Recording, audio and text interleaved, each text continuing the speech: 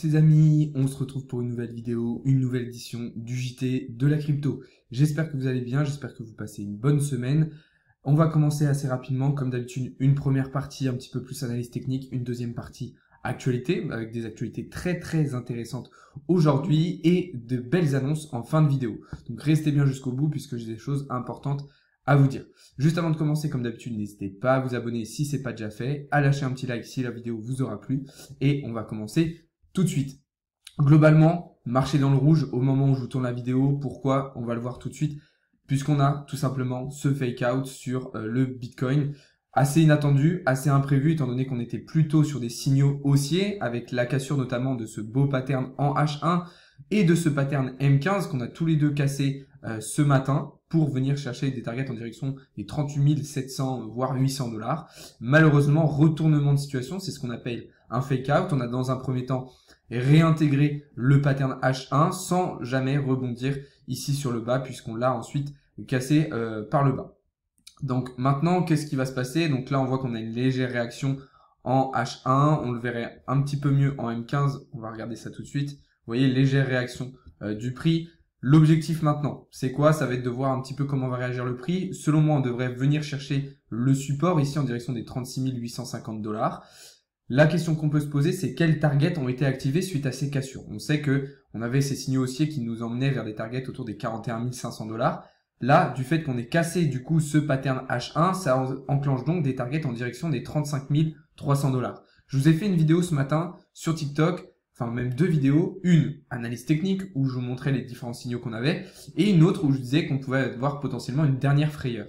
Eh bien, c'est potentiellement ce qui est en train de se passer. Tout simplement, chaque fois que je tourne des vidéos, il y a quelqu'un qui arrive chez moi. Bref, donc comme je disais, on a activé donc des targets en direction des 35 200 $ environ, donc dernière frayeur potentielle.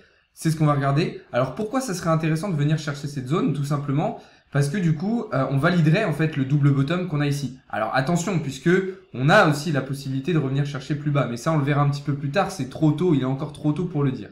Ce qu'on peut dire là maintenant, c'est qu'étant donné le rejet sur les 39 000 $, on va probablement revenir chercher ici les 35 000 et donc valider ce double bottom. En plus de ce double bottom, ça nous permettrait aussi, surtout de valider donc ce schéma qui est un schéma de retournement de tendance, comme je vous l'avais déjà expliqué, ce W, ce double bottom, absolument magnifique. Donc on va voir un petit peu comment ça va évoluer dans les prochains jours, mais voilà le schéma qui se dessine actuellement. Évidemment, si arrivé sur cette zone, on descend 30 000 $, alors ça annulera ce scénario. Mais pour l'instant, c'est celui qui est à privilégier, si je puis dire. Donc voilà un petit peu la situation sur le marché. Pourquoi on a eu ce rejet? Tout simplement parce qu'on a été rejeté, comme vous le voyez ici, sur cette trendline en daily, dont je vous parle depuis un moment. Et voilà, comme on le voit, on a rebondi plusieurs fois dessus, on a travaillé plusieurs fois dessus. Et là, malheureusement, malgré la clôture daily hier au-dessus de cette trendline, vous voyez que visiblement, ce soir, on devrait clôturer en dessous. Pourquoi? Comme je vous l'avais dit hier, bataille entre acheteurs et vendeurs assez importante. C'est pour ça qu'on a cette volatilité aussi assez importante sur le marché, puisqu'on a des vendeurs qui souhaitent rester justement sous cette trendline et les acheteurs qui veulent récupérer les positions perdues précédemment. Donc on a vraiment cette volatilité assez importante qu'on voit depuis plusieurs jours, tout au long d'une journée. Sur le Bitcoin, on a quand même des fluctuations assez importantes. C'est quelque chose qu'on n'avait plus depuis un petit moment. Donc ça montre quand même qu'il y a un petit peu plus de dynamisme sur le marché, un petit peu plus de volume. Et ça, c'est plutôt intéressant. Donc on va voir un petit peu ce qui va se dessiner. Au moment où je vous tourne la vidéo, c'est assez compliqué de dégager une tendance principale, étant donné que là, on vient de corriger assez fort. Ça se trouve, le prix va réagir très rapidement et on va repasser très vite au-dessus de cette zone. Tout est à prendre en compte. Mais voilà les deux tendances qui se dessinent. Donc à la fois, on avait ce matin ces signaux haussiers vers les 40 000 $. Et là, ce soir, avec la correction, des targets activés en direction des 35 200. Donc on va surveiller ça très attentivement dans les heures qui vont suivre et surtout la clôture daily de ce soir qui va être extrêmement importante. Évidemment, ça remet en cause pas mal de scénarios qu'on avait vus sur différents altcoins qui étaient dans des positions graphiques intéressantes. Bon, ça nous a pas empêché de faire des très bons gains aujourd'hui dans le VIP puisque on avait pris des longues qui se sont plutôt bien passées, hormis celui sur le Bitcoin, vu qu'on devait aller chercher des targets en direction des 39 000 $. Le trade qui s'est le mieux déroulé, c'est le trade sur le NJ, puisqu'on avait pris position ce matin en short. Voilà, je voyais mal le NJ bien performer aujourd'hui. En M15, j'avais analysé et c'est exactement ce qui s'est passé. Donc voilà un petit peu le point sur l'analyse technique. On va passer tout de suite à la première actualité qui est tout simplement le premier NFT Museum qui va être érigé tout simplement à Seattle, donc aux États-Unis. Donc ça va être un musée qui va être entièrement dédié aux NFT. Donc c'est-à-dire que toutes les œuvres qui seront exposées au sein de ce musée seront des NFT. Donc sous forme d'écran, évidemment. Donc très intéressant. C'est la première fois que ça arrive tout simplement dans le monde. Espérons que ça se démocratise et qu'on voit de nouveaux musées s'ouvrir de cette manière. De toute façon, je pense que ça va être inévitable, hein. C'est un petit peu l'avenir de l'art, en tout cas d'une partie de l'art, puisque de nombreux artistes vont se tourner vers cette nouvelle technologie qui va être aussi intéressante pour eux. On le voit dans la musique, hein, on a de plus en plus d'artistes qui sortent des morceaux sous forme de NFT. Pourquoi ? Dans le cadre de la musique, ça permet de se détacher complètement des maisons de disques, et en fait, ce sont uniquement les auditeurs, les maisons de disques. Donc c'est très intéressant pour les artistes, et on retrouve exactement la même chose ici dans l'art, puisque la technologie blockchain sous forme de NFT va aussi leur apporter beaucoup de choses intéressantes. Donc très intéressant, premier musée spécialement dédié aux NFT à Seattle. Donc s'il y en a qui sont aux États-Unis, n'hésitez pas à m'envoyer des petites photos de ce musée qui devrait être assez intéressant à voir. Deuxième actualité, et pas des moindres, puisqu'on a eu des informations venant du Kremlin. Donc comme vous le savez, en ce moment en Russie, c'est un petit peu tendu entre la banque centrale qui veut interdire les crypto-monnaies et le gouvernement avec Poutine qui justement veut plutôt s'ouvrir aux crypto-monnaies.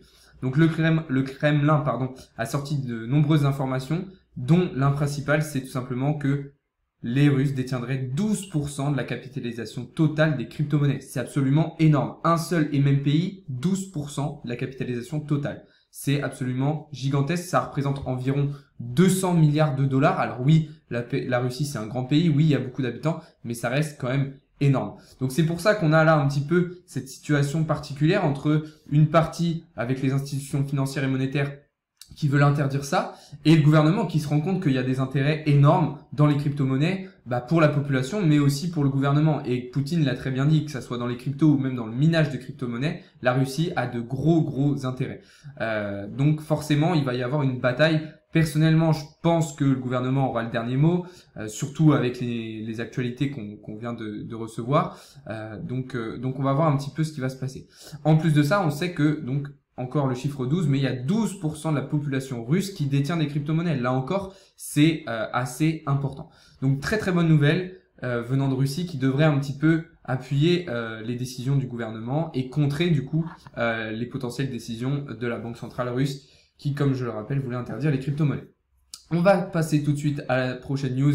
Je vous en avais déjà parlé, c'est le projet Diem de Facebook, donc maintenant Meta, qui officiellement est terminé. Tombe à l'eau, c'est fini, fin du projet Diem. Donc le projet Diem à la base s'appelait Libra. Qu'est-ce que c'est ? Enfin, qu'est-ce que c'était plutôt ? C'est tout simplement Facebook qui souhaitait mettre en place leur propre stablecoin.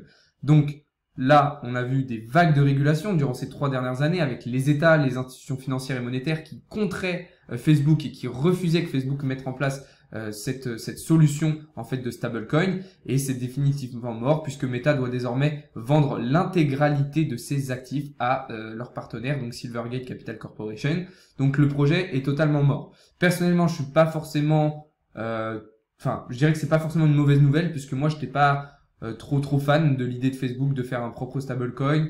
Je pense que ça aurait été très centralisé et potentiellement un petit peu dangereux de laisser une telle possibilité à cette entreprise. De toute façon, il faudra faire attention puisque Meta va contrôler évidemment une partie du métaverse. Il faudra faire attention à ce qu'il n'y ait pas une trop grosse part du métaverse qu'il contrôle tout simplement. Donc on va voir un petit peu tout ça, mais clap de fin pour le projet Diem. On va passer tout de suite à la dernière actualité de ce JT et c'est FTX. Je vous en ai parlé cette semaine dans mes analyses, qui élève sa valorisation totale en bourse à 32 milliards de dollars. Donc comme vous le savez, FTX, c'est une plateforme d'exchange de crypto-monnaies, principalement tournée vers le trading.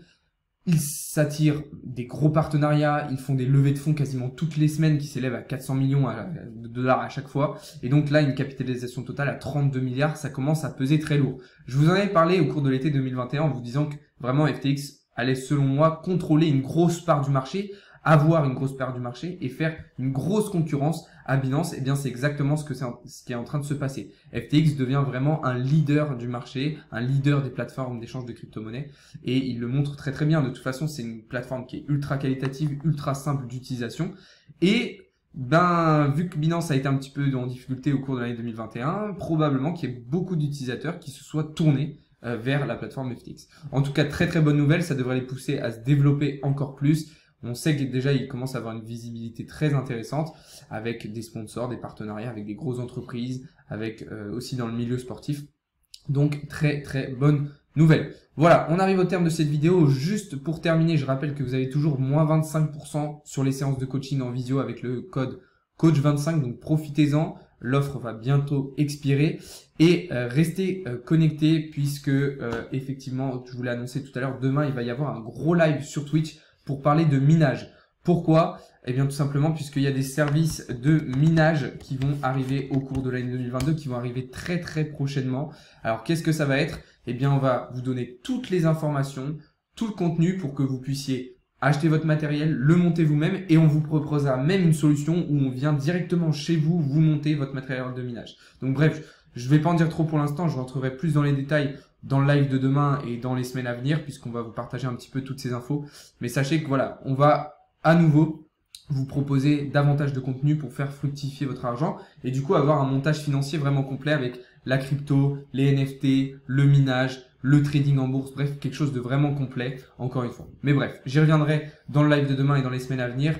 Donc restez bien connectés. Sur ce, je vous souhaite une très très bonne fin de journée. Salut à tous, c'était Alex de Crypto Learning.